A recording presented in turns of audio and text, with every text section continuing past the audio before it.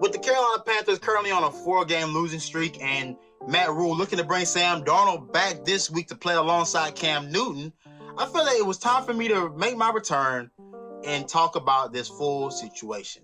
You're listening to Money in the Bank. Matt Rule stated he wanted to give Sam Darnold the opportunity to come back out and play, to see what he's got. For the last 3 weeks of the season, he's going to split reps with Cam. Cam is still going to start for some reason.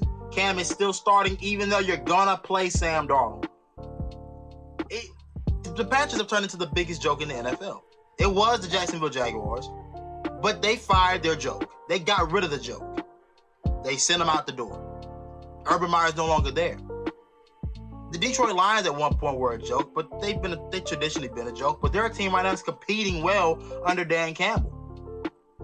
Now it's just Carolina. We have the most questionable coaching situation in the league with a guy that seems way in over his head. He's been using a 2-quarterback system for the last 5 weeks.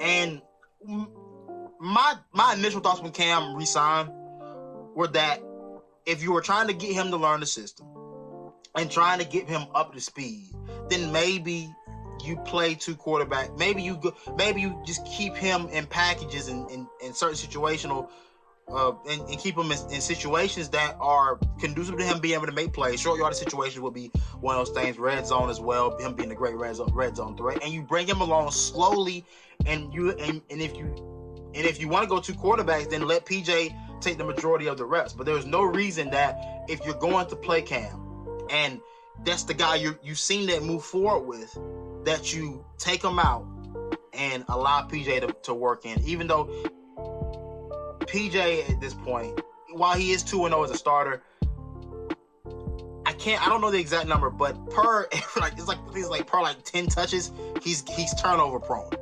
He's thrown 2 touchdowns and 8 interceptions in the games that he's played in. So he's a walking turnover waiting to happen. So if he wasn't good enough, to even get the starting job initially after Sam Darnold got hurt, and he started a game, but a game where Cam Newton had the majority of the impact, then when you brought in Cam, why did you not, like in 2014 when Cam came back off an injury, they transformed the system in order to make this thing easier for Cam to be able to operate. It ended up helping that team. For a guy that you brought in after 9 games into the season, 8 weeks left, doesn't have any prior knowledge of the system, I would have thought the process would have been, let's shift this thing more toward things that he does well and try to get him as comfortable as possible so we can try to make a run. But also for a coach like that, and for college coaches in general, the biggest transition is from the NFL game to the professional game is that in college, the system is what we deem makes the player in college. When we talk about Alabama, we talk about the Alabama system is what makes these guys great. They're talented 4-star and 5-star guys when they get there, but they are not. But 4-star, 5-star guys that come out of Bama are different than 4-star, 5-star guys that come out of, per se, Oklahoma. But the system is different, and we give credit to the systems in college for producing great players.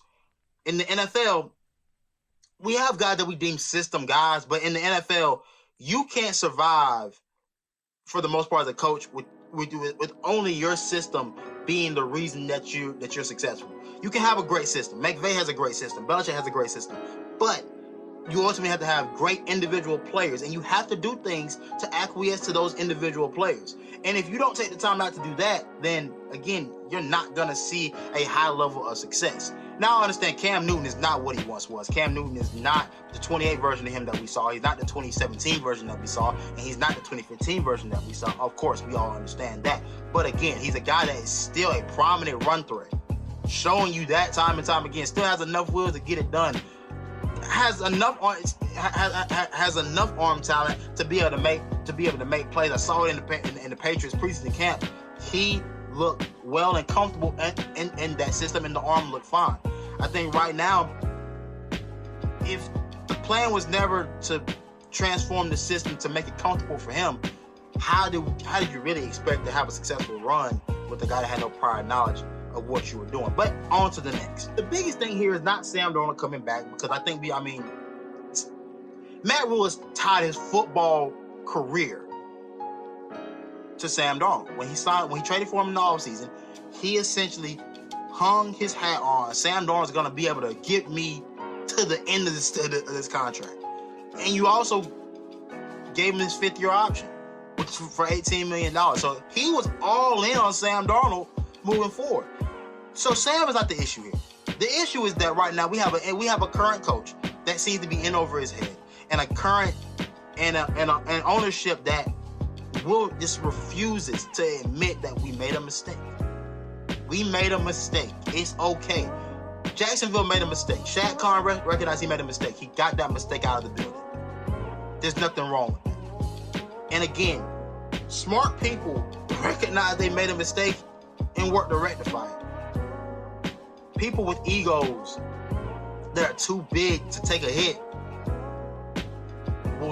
will see that a mistake has been made but try to double down and try to go all in on trying to make sure this thing works. You have nothing to prove here. As an owner, you have nothing to prove. You bought the team. This is your baby. You make this work. We've not had a winning season since you've become the owner, and it's for good reason right now, because of decisions like this that seem so ego based. And again, if you want to fire him at the end of the season, cool, fine. I don't really see a reason to wait. But if all this is gonna end up with Matt Rule being fired by the end of the season, then fine. But right now, there is no way you could possibly sell this team and sell these fans on a coach that currently is working in 2 to 3 quarterbacks at a clip. That currently it just blatantly ignored certain needs that we had in order to go get guys that he liked.